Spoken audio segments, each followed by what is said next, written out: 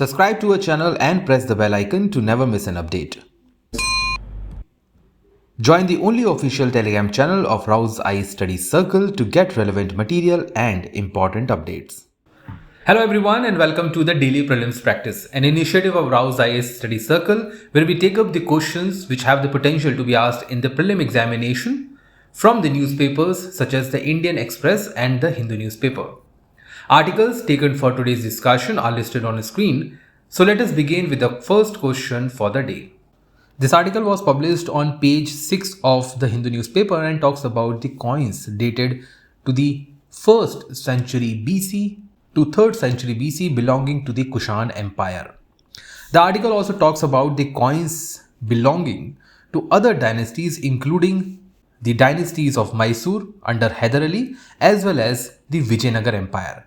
Now UPSC has already asked a question with respect to the Phanam and the coins associated in the medieval India in 2022 prelim examination. So based on the same line, we are going to discuss about the coins of Kushans. The question states, the first statement talks about that main medium of transaction, and transaction here means the commercial transaction, were the silver coins while the gold coins were used for the external trade only. This statement stands incorrect because Kushans are known to have more utilization of gold coins in place of silver coins. The second statement says that images of gods were depicted on the coins for religious patronage. This statement would be correct. Yes, Kushan's rulers including the Kanishk utilized the images of gods, and these images of God even included the images of Lord Shiva as well as the images from the Buddhism. The third statement says that script used on the coins was Brahmi script and the language was Sanskrit. This statement would be incorrect because the Sanskrit language was used by Guptas and not Kushans. So, the coins of Kushans were based on the Greco-Bactrian rulers and the language used was Bactrian and the script resembled the Greek alphabet. So, the answer to this question would be option A. This article of the Hindu newspaper appeared on page 7 and talks about the recent initiative taken by the government of Kerala to cull the ducks in various districts of the state. Now, the culling of these ducks have been in context to the spreading of bird flu. Now, in 2015, UPSC has directly asked a question on H1N1 in which the answer to the question was option D, that is swine flu. Now, based on the same context, we are going to discuss a question today on H5N1, that is bird flu. The first statement says that it is a low pathogenic avian influenza or LPAI with low transmission rate. This statement would be incorrect because it is not low pathogenic, it is high pathogenic avian influenza, which also indicates that it has a very high transmission rate among the birds. The second statement says that humans can be infected by the virus but only through the consumption. This statement is also incorrect because the transmission of virus can also be in terms of contacting the infected bird and not only the consumption. The third statement says that the virus is limited to the poultry and the pig. This statement is also incorrect. According to the evidences found in the research, it has been discovered that this influenza virus can be found among chickens, ducks, pigs, cats and even the tigers as it was found in the zoo of Thailand. So based on that, the answer to this question would be option D, that none of the statements given above are correct. This question is taken from the article published in the Indian Express on page 1st. The article talks about an important initiative in the defense sector and the question is based on the same. Which of the following is a transport aircraft? Now please understand the term is transport aircraft created through the partnership between India and the US. Now UPSC has already asked question based on the THAAD missile system which is from the US. Based on the same context, we have taken this question. The answer to this question would be option C, that is C295MW. The first one, that is Rustam, is a drone, Rafale is a multi-combat aircraft from France, and MiG-29 is based on the collaboration between India and Russia. The article has already stated that it is a transport aircraft and the manufacturing of this will be based in the Make in India program on defense sector, and there will be a separate unit which will be established in the city of Vadodara for the same. It will be a joint collaboration between India and the US, and it will be a transport aircraft project involving the military aircraft and transportation of military personnel, in which a private company, that is Tata Industries, will be involved for the first time. As you can see on the screen, this is the aircraft which was mentioned in the news, C-295. It is a transport aircraft and will be utilized by the Indian Defence Forces. This article of the Indian Express was published on page 6 and talks about the Asola Sanctuary, which is situated on the border of Delhi and Haryana. The article is straightforward and says that there will be a more developmental activity which will be taken up to protect and conserve the environment around the Asola Sanctuary. This sanctuary is known for numerous species, including the water bird species. In 2018, UPSC has asked a question related to a wildlife sanctuary, Pakui, which is situated in the state of Arunachal Pradesh. Based on the same context, we have framed this question. The question is that reconsider the following statement regarding the Asola Bhatti Wildlife Sanctuary. Now, as we have discussed, it is situated in the border area of Delhi and Haryana. The first statement is that the biodiversity significance of the ridge. Now, ridge is the area of South Delhi, which is the northernmost tip of Aravalli Hills and is known for vibrant form of biodiversity.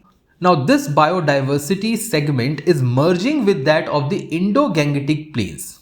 As Haryana and Delhi are situated on the western front of Indo-Gangetic, this statement would be correct. There will be a merger of these two biodiversity areas.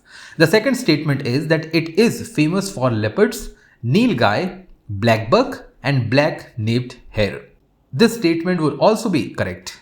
It is advised to the student that please go through the important species found in the nearby areas which are mentioned in the news articles.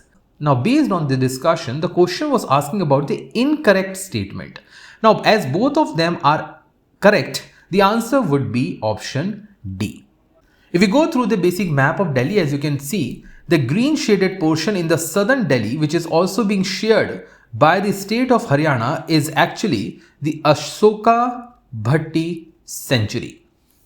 This article of the Indian Express was published on page 10 and talks about the notice given by National Human Rights Commission to the state of Rajasthan, where there was a weird social evil practice was undergoing, where girls between the age of 8 to 18 years were said to be auctioned for the recovery of money, and when denied, their family members, especially their mothers, were raped. Now, this is a serious matter. Here, NHRC, which is a quasi-judicial non-constitutional statutory body, is the point of discussion. In 2012, UPSC has already asked a question based on the important governance-based organization CAG. They have repeatedly asked questions on the many other governance-related organizations in the past. The answer to this question was option B. Based on the same context, we have taken the question for today's discussion. Consider the following statement about the National Human Rights Commission. NHRC has been established in the conformity to the Paris Principle adopted at the first international workshop on national institutions for the promotion and protection of human rights. This statement is absolutely correct. Actually, the formation of NHRC was there in 1993 when India became the institutional partner in Paris along with the other members of the United Nations General Assembly to declare under the regulation 48/134. The second statement says that the chairperson and the members of NHRC are appointed by the president by warrant under his hand and seal based on the recommendations of an appointment committee chaired by the Chief Justice of India. This statement would be incorrect, as the members are appointed by the president under warrant of his hand and seal, but it is not on the recommendation of the Chief Justice of India, it is on the recommendation of Prime Minister. Hence, the second statement is incorrect. So, your option and the answer would be option A. This article of the Indian Express published on page 11 talks about the role of NIA in controlling the terrorist activity. Now, recently, the Union government has allocated a case associated with a Coimbatore car blast to the National Investigating Agency or National Investigation Agency.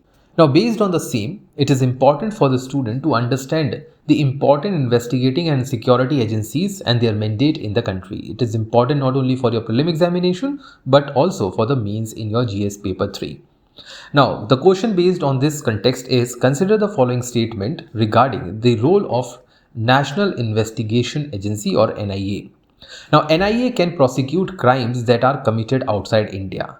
When NIA was created, this was not correct statement. However, in 2019 amendment, NIA was allowed to investigate cases outside Indian territory as well. So now it can investigate offences committed outside India, subjected to the international treaties and domestic laws of other countries. Hence, this statement is correct. The second statement says that session code can be designated as a special code by the central government only. As per the 2019 amendment, even the state government can designate the session codes as a special code for the trial of certain offences. Hence, this statement would be incorrect. It is not only the central but also the state government in this regard. The statement number 3 says that offences like cybercrime and the manufacture or the sale of firearms are also included under its ambit. This is a correct statement, but apart from this, human trafficking, counterfeit currency, and substances related offences are also under the ambit of National Investigating Agency. Hence, based on the above discussion, the correct answer to this question would be option C, that is first and the third statement. So these were the questions from today's daily prelims practice. Stay tuned for more such updates.